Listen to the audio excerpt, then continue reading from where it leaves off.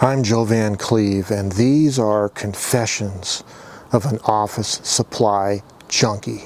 Well, good day. Welcome back to the channel, everybody. I have to empty this TWSBi fountain pen.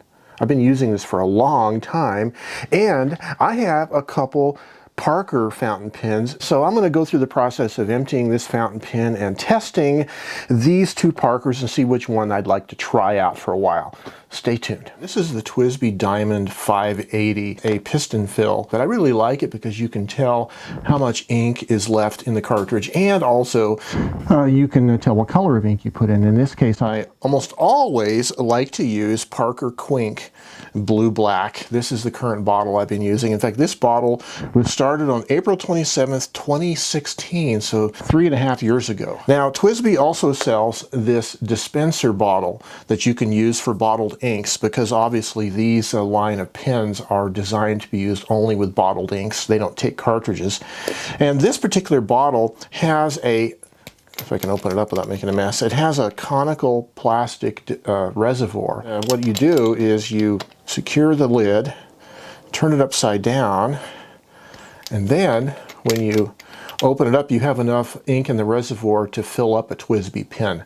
And the reason why that's handy is because oftentimes with bottled inks like this, when you get down toward the bottom of the bottle, in order to dip the tip of the pen down and immerse it in the ink, you end up getting your fingers inky on the lid of the bottle. So this dispenser bottle just makes it a little bit easier to fill up. And these are sold on TWSBi's website directly. You can buy these little bottles. They're pretty handy.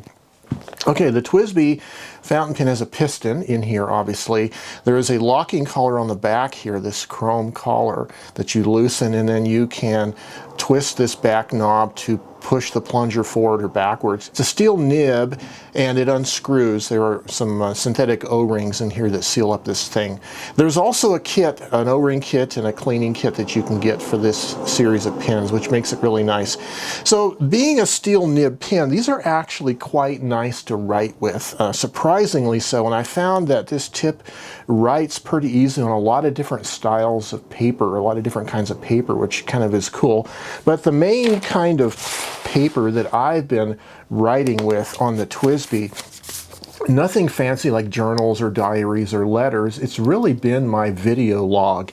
I just keep an informal log of all the videos I do, the order I do them, etc. And this is kind of the stuff I'm writing everyday notes with my TWSBi. And I'm just using, I think I'm using pretty much standard, like maybe printer paper or whatever. So nothing special. This is the disc binding system from Staples, I believe it is. And so you can make up your own books and stuff. So I have just a long record of all my video making adventures here. I've been using the TWSBi for a while, and I guess it's time to empty it out, clean it, and decide which one of these two Parker pens I'm going to start using.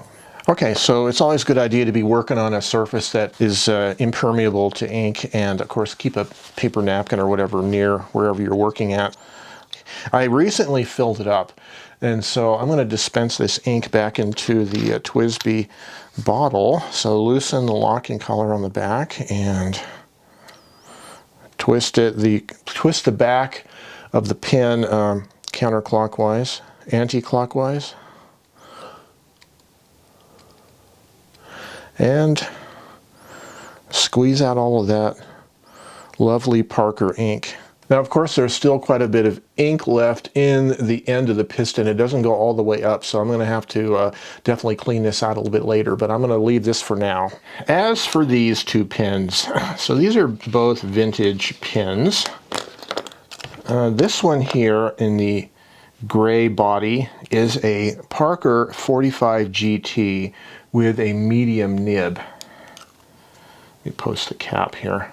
And it has a nice style to it. Of course, it has the classic Parker clip that you also see on the ballpoint pens. This particular pen really reminds me of my dad's Parker ballpoint. He had one very similar. I think it was like a light green, very similar to this style. Of course, it wasn't a fountain pen. So I really like this. It reminds me of my father, but this is a medium nib, and I'm not sure if I'm going to like a medium nib yet. Now, this particular pen uses a used cartridge. And so if I use it, other than buying new cartridges, if I want to use bottled ink, I'll be refilling this pen from bottled ink using a little squeeze syringe. These are the kind you get at hobby shops, and these are really handy for filling up ink in these bottles. Okay, this is the Parker 51. It is a little bit wider girth of pen, of course, the classic Parker clip, but the cap is a little wider than the other one. Really like the style of these Parkers. It has kind of a hooded surround on the nib. The nib doesn't show quite as much, and this is a fine point versus the medium point of the other one. I don't know if you can tell the difference there, but the black one is the fine, the gray one is the medium. So this one has a built-in squeeze type applicator for filling up. And it basically says, Parker 51 to fill, press ribbed bar firmly 4 times, use dry writing superchrome ink, holding pen point down, wipe point with soft tissue. The Parker Pen Company, made in USA. That's a really nice pen, and I've never really tried one of these before. So we're gonna have to figure out which one of these I want to use.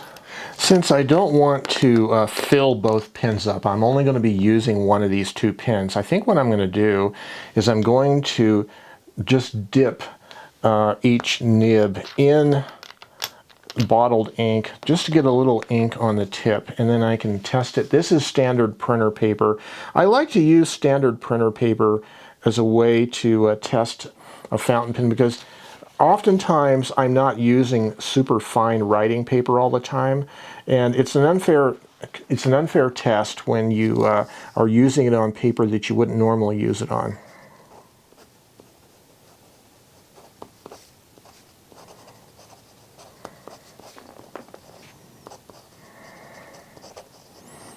Yeah, that's actually not bad. So this is the Parker 45 GT. And there's a reason why I like typewriters, and that one of the reasons is because of my handwriting is atrocious. So let's just dip this in here. Of course, I get a little bit too much. You want to make sure you wipe it off. So this is the Parker 51.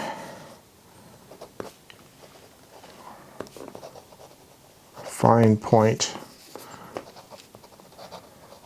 Parker 51.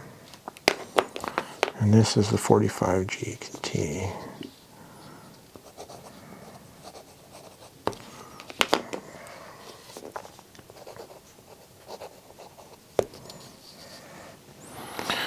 Well, they're both very fine pens.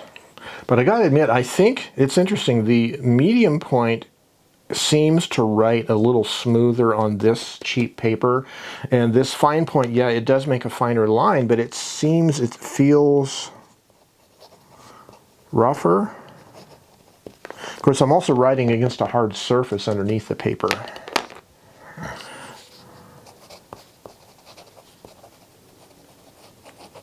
Feels smoother. That surprised me. I was expecting that I would probably like the fine point better, but it really surprised me. I like this medium point. So I've gone ahead and I've just rinsed the tip of this under tap water and wiped it clean, and now it looks like it's pretty well clean.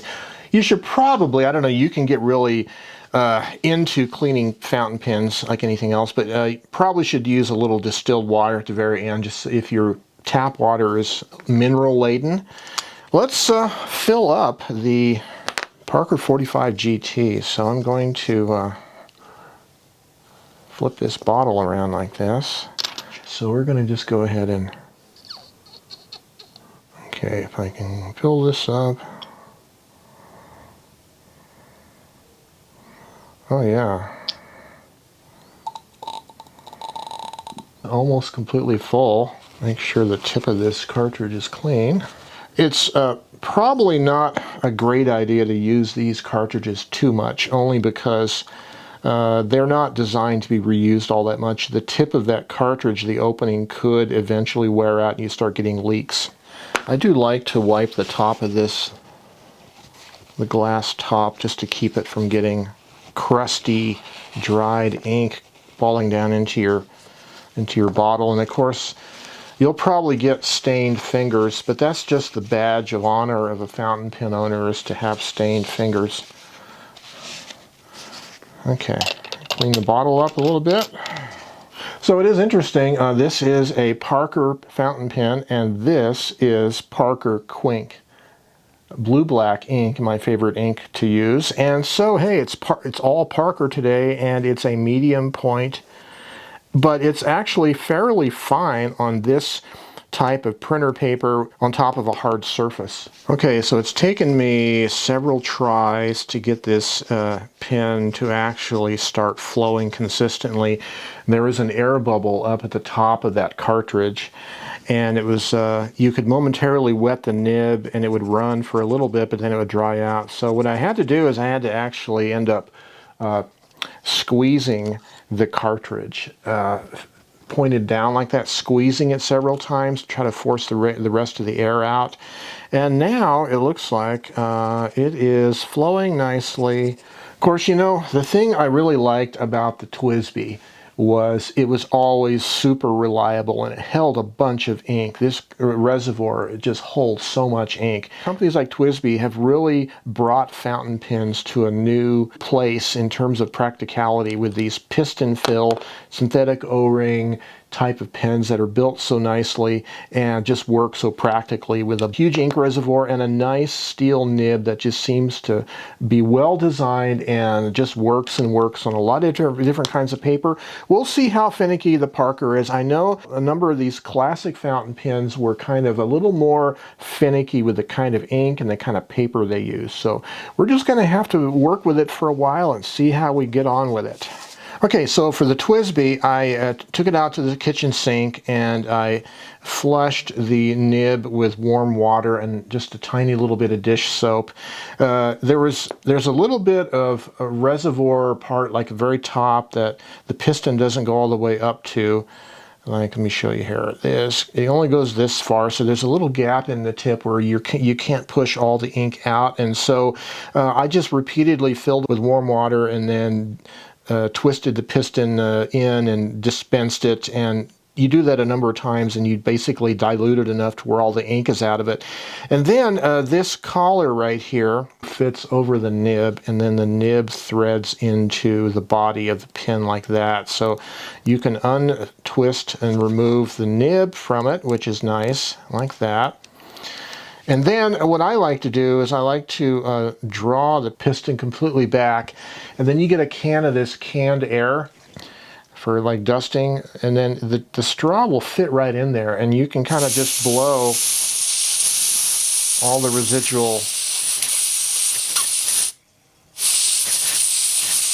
air, liquid out and dry it. You can take apart the entire piston on this pen, but the pen comes with a little tiny amount of synthetic silicone grease that you want to re-grease the piston with. And I lost the little container of silicone grease. I lost mine. I don't have mine. So I don't want to take this apart right now. I'm just going to leave it the way it is. But basically, it's pretty well ready now to be stored and archived in my collection, and so I can use it some other day down the road, and I'm pretty sure that it's going to work. I can fill it back up and it's going to work fine for me. Well, let's see here. The date is 8 October 2019, and this is going to be Confessions of an Office Supply Junkie episode. I don't even know what episode this is. I have to flip all the way back to episode 28, Rotring 600. So that was November 11th. So this will be episode 29. Episode 29. You know, when it comes to writing instruments, I think I'm a pragmatist because I enjoy just as much using inexpensive pens like this Bic Crystal medium point as I do fancy fountain pens. To me, it's about their utility and really how they feel. In the case of the Bic Crystal, of course, I just think they have a great writing tip, and of course they were the pioneers in ballpoint pen tips. But this is a little thing. I like to put a little tag on my pen cap that says when I started using it, because the thing with ballpoint pens is they often get lost before you ever use up all the ink. They're sort of considered by many people to be disposable.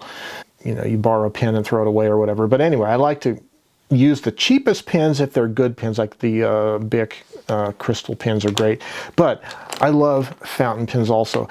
I just don't obsess over them like some people. To me, they're just writing instruments. Some fountain pens I've had haven't been as good of a pen in terms of performance, but this TWSBi certainly has been a great performing pen, and I'm interested to now see how the Parker pens, how I get on with them.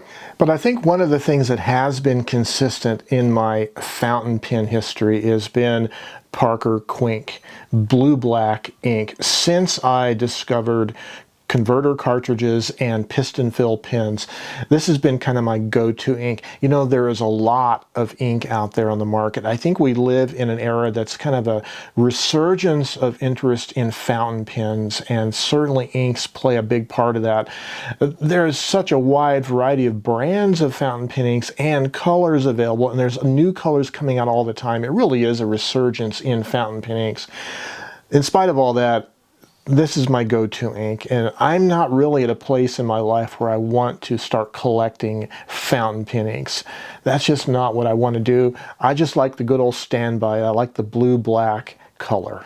Well, I enjoy fountain pens. I really do. I like the classic pens, but actually, got to be honest with you, since I got this TWSBi demonstrator, the Diamond 580, I really think that these are such a practical pen because they're so trouble-free and they just hold so much ink. But I am really excited about coming back and starting to use a classic fountain pen again. And this Parker 45 is going to be really good, I think. It does, as I said earlier, it does remind me of my dad, just the style of the Parker pens, right? So it'll be fun. I'll just see how I get on with it, and hopefully this pen will be reliable. As always, it looks like it is so far. We'll see. Well, this is Joe Van Cleve, and these are Confessions of an Office Supply Junkie. Stay creative and have yourselves a great day. Bye-bye.